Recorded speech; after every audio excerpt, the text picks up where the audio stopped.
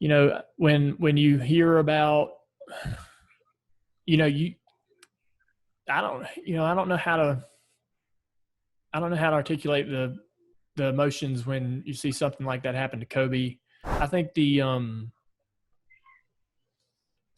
initial reaction that you have is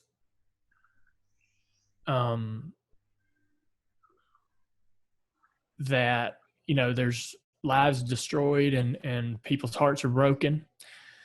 I kind of relate it more to losing my dad than our plane crash, right? Because Kobe lost his life, his daughter, and the other people on the plane. There's people here that are hurting and sad and just there's a hole, and man, it's never gonna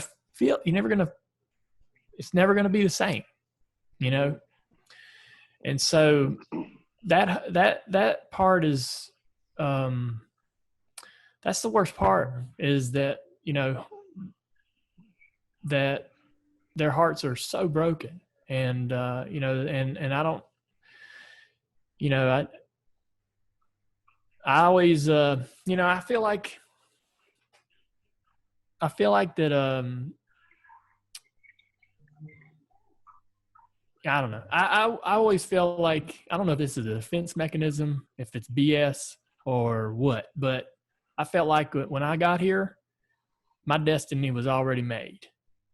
When I was born, I know I'm responsible for the decisions I make, and this might be getting a little bit in the weeds, but I feel like that I'm just going to live my life, and whatever's destined to happen to me, however I'm supposed to go, is already decided.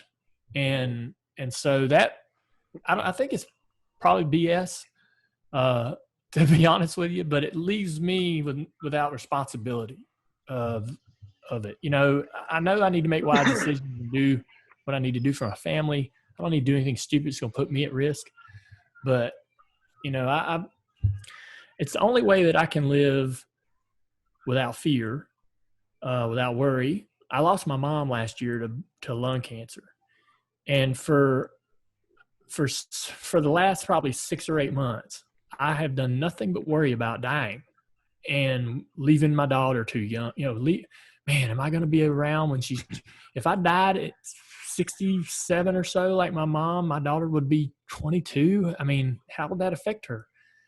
God, I got to live longer, And so stupid. I know that's silly. And my wife is annoyed to death by the way I am. I'm just weird. But real quick, I don't think what you're saying at all is BS. I think it's almost a uniquely beautiful way to live life, because, I mean, yes, you don't want to leave your family too early, and I kind of am very similar in the way you are. Is like, I'm kind of just, I don't want to live in the fear. I don't want to go, if I go out in the ocean for whatever reason, I don't want to think, oh, what if a shark gets me?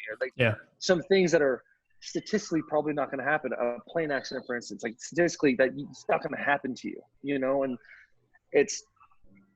I think the way you're living is a lot of the ways that people should try to live, because you don't live with barriers. You don't live in a situation where, oh, I can't do this or I can't do that. If anything, it seems like it amplifies, because I hear the emotion in your voice. It seems like it amplifies the love you have for your family, the love you have for your daughter, the love you have for your next kid. Is like, you don't know how long you're going to have. And like, I think that's the crazy thing about Kobe is like, I mean, I grew up watching Kobe. Like, everybody talks about Kobe, LeBron, and Michael Jordan. And it's like, I never really saw Michael play, and I've obviously seen LeBron play, but like Kobe was like a figure, like an untouched figure, like a Greek god type of guy that we see so little in the sports world.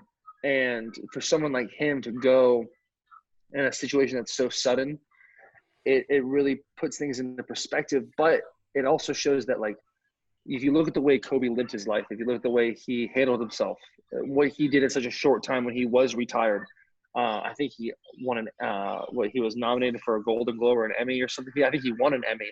His family loved him. He had 4 daughters. He did so much with quality that, like, the quantity doesn't matter. I mean, we can all live our lives to 80 and be shitty, or we can, or we can live to 40 and be an incredible person, and that's the decisions we make on a day-to-day basis. So I understand why you would think that's BS, but in a lot of ways, I think it's a beautiful thing. And I try to live my life that way as well, as trying to, let's not fear the unknown or the possibilities. Now, I'm sure it's very different when you've been in situations like that plane crash, like some of the car crashes you've been in, watching situations like your dad.